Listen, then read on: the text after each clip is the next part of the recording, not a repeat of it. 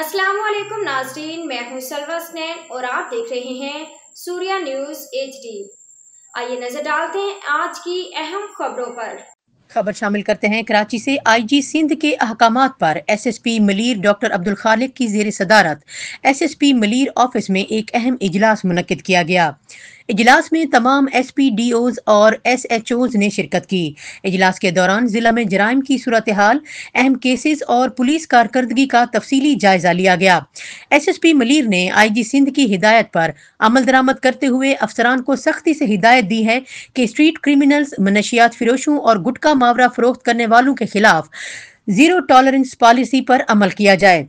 SSP Malir ने वाज़ेह तौर पर कहा है कि इश्तिहारी और मफरूर मुल्ज़मान की फौरी गिरफ्तारी के लिए इंटेलिजेंस बेस्ड पर कार्रवाइयाँ की जाएं।